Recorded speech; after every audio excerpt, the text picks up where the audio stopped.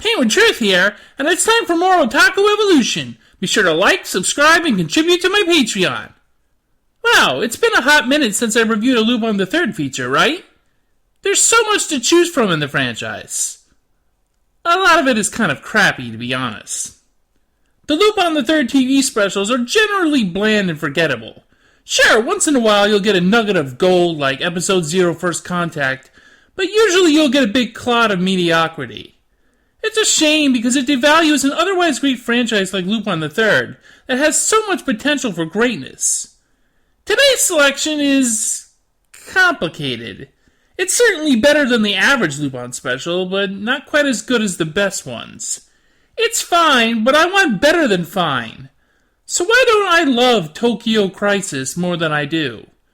Well, let's talk about it.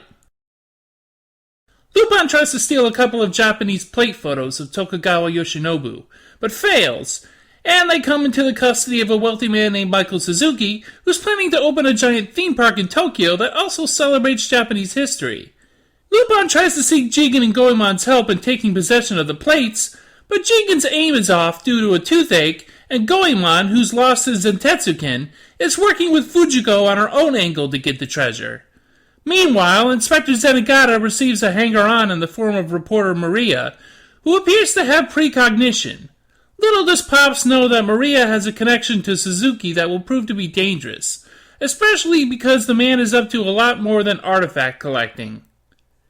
So we have Lupin and the gang after a treasure, a transparently evil rich guy with a secret laboratory up to no good, some chase scenes, genuinely touching moments between Pops and Maria, a lot of really mediocre fight scenes, and a pretty okay finale. Tokyo Crisis is kind of a step down from the previous special, Island of Assassins, but, at least it's not as bad as the next one, the Columbus Files. Even the English dub is tolerable, aside from the wrong pronunciations of our main characters' names. If you want me to be quiet, just take my questions seriously. I'll finish my job faster if you do. Huh? Hey, Inspector Zenigata! Is that you, Lupin?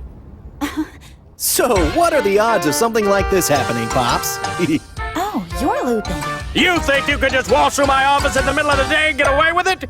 Tokyo Crisis has some good qualities, to be sure. The main attraction, as far as I'm concerned, is the relationship between Zenigata and Maria. Maria is assigned to tail Zenigata, but her actual interest is to investigate Michael Suzuki. Even so, she and Pops come to share a rapport after a while. There's a scene where she carries a drunk Zenigata back to his messy, rundown apartment, a place he obviously doesn't spend much time in, as he's always out on the trail of Lupin. Feeling pity for the man, she makes him some food for a hangover. Later, she shares her life story with him in disguise as a tale about somebody else, and he understands immediately, though it was pretty obvious. Pops comes to have an almost father-like attachment to the young woman. He's desperate to save her when she begins falling out of the plane at the end, going way beyond the call of duty. And he's happy to start chasing Lupin with her at the end, though it appears she doesn't stay with him indefinitely. I wouldn't have minded seeing her in a few more specials, to be honest, just as somebody for Zenigata to talk to as he chases the Lupin gang. Later on, the role would be played by Yada in Lupin Parts 5 and 6. This special, Tokyo Crisis, is largely the Pops and Maria show. Wow, this is a real jute. I can't find my hat. Where's my hat?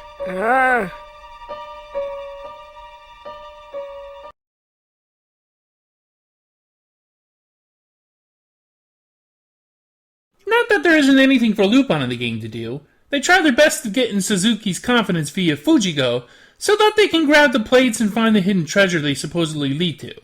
It doesn't quite work out for them, however. Lupin ends up having to infiltrate the laboratory with Zenigata and Maria, showing them the genetic research that Suzuki finances. Lupin does have some experience dealing with bad guys who clone, after all. We eventually get the really boss scene where Lupin has to outrun a speeding roller coaster cart that's been modified to kill. It's kind of the centerpiece of the special in terms of thrills. Lupin definitely wants the treasure the plates lead to, but he also has an interest in the underground lab, retrieving a sample of his DNA at the end to prevent his own cloning. We can't have that again. He had a hard time with clones before. And even though most of the rest of the gang is sidelined throughout the special, they too are at least involved enough to justify their appearance in this feature, with Fujiko in Seductress mode, and Jigen helping Goemon retrieve his missing weapon. It's kind of a funny subplot, really. You know, I'm right. It was a girl. I'm serious, I can read you like a book, Goemon. Was she a pretty girl? But Tokyo Crisis is kind of lacking in a few departments, too. For one, the villain, Michael Suzuki, is not very interesting. He's just kind of a vaguely threatening wealthy dick with a secret cloning lab. You'd think that the cloning lab would give him an extra dimension. Maybe he's a mad scientist type. And, well, kind of, but not really. I don't know, I just can't get into this guy as the main villain. He's so bland and forgettable. And you might be thinking, but Penguin Truth, you love Episode 0 First Contact, and that special's main villain is a generic mafioso. Well, yes, that's true. But did you ever consider that you're ugly and I hate you? But besides that, the thing is, Michael Suzuki is in a lot of this feature. He's in this movie frequently. Galvez was in a few scenes of First Contact. The movie wasn't really about him as a villain. He was a backdrop element, and was treated like one. The movie compensates by being about the bonds formed by our main characters, Lupin, Jigen, Goemon, Fujiko, and Zenigata. Michael Suzuki, on the other hand, looms large over everything in Tokyo Crisis, but they can't get him to work as a character. The failure is in the execution.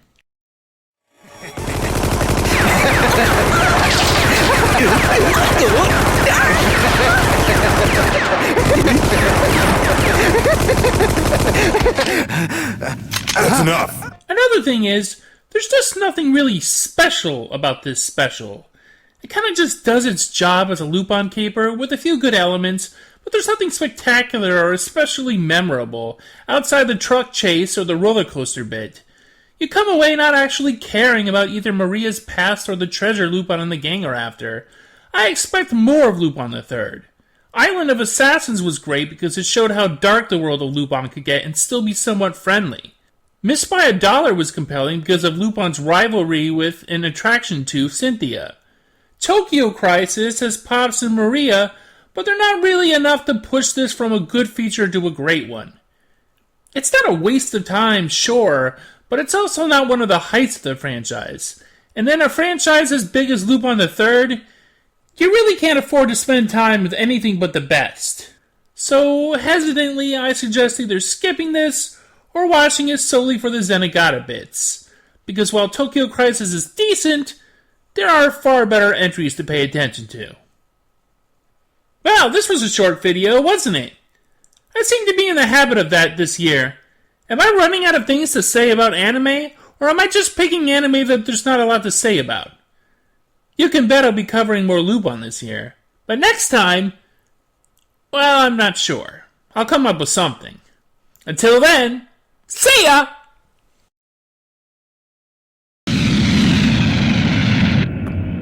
What was that? I don't know, but the stick's busted. See? You're nuts! No, I'm Lupin. How you doing?